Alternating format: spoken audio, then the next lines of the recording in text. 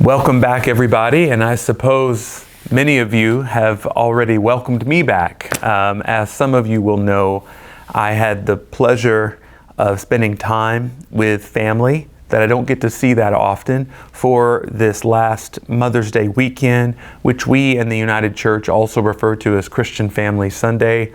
So I'm grateful that I was able to spend time with family that I don't get to see that often. It was a gift from you, and I'm very grateful for it.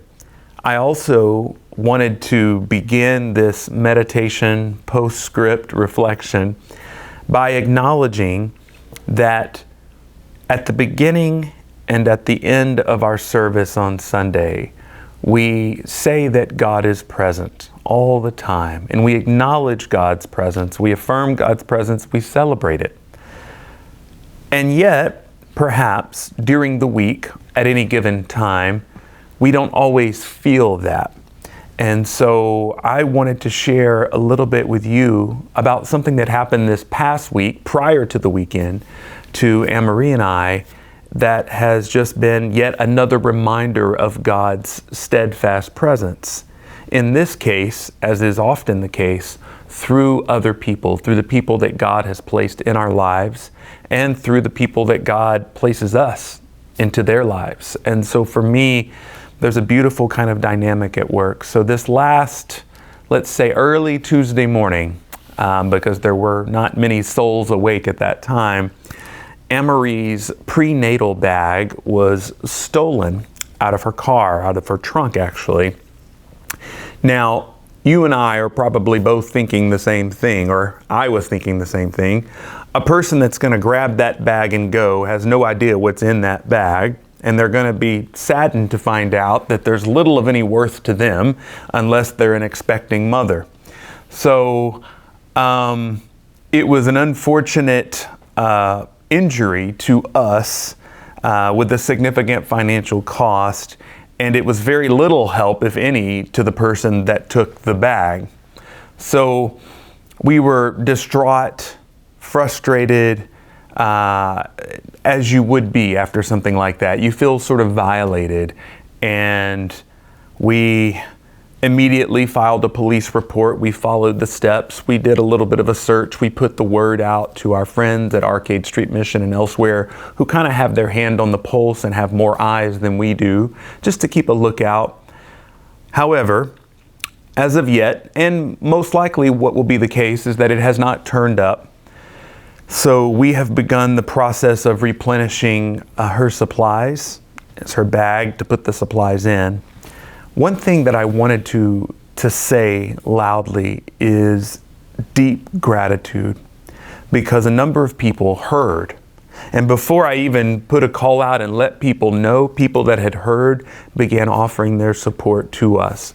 People here at First St. Andrews, friends and family that are scattered abroad, they reached out.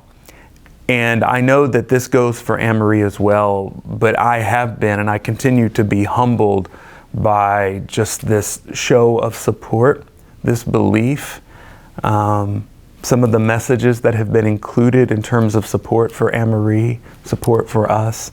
It means the world to me, just like I know it does to you when you've been in those places in life. And I think for me, my theology is such that God most faithfully shows up through the communities into which we have been placed and which we have invested ourselves in. There is something beautiful, incalculable, inexpressible about the love and the grace that show up in places like First St. Andrews. That has been the case ever since I arrived. And I want everyone to know, not only that this is a pat on the back, but that it's a theological statement. It is living out our faith. We are in the United Church of Canada, and at times we get picked on because we're so outreach and social justice oriented. But if somebody's going to get picked on for something, that would be the thing that I would want to get picked on for, because as Dr. Cornel West says, and he's probably paraphrasing somebody else, justice is love in public. that love is the ground of everything that we do. And not just any kind of love, but agape love, God's love, unconditional love. It is how God shows up in the world.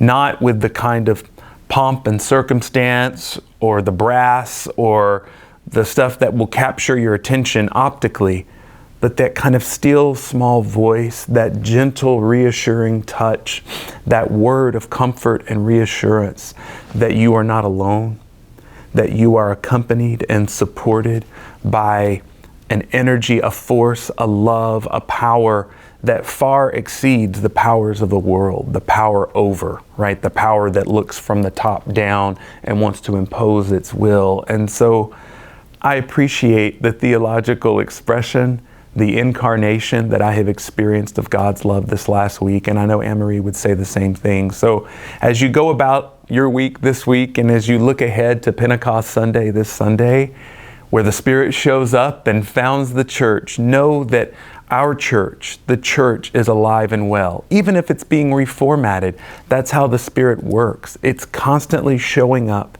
and revealing things to us that we might sometimes doubt, question, wonder if they're still there. They are. And the Spirit is always at work, especially when we least expect it.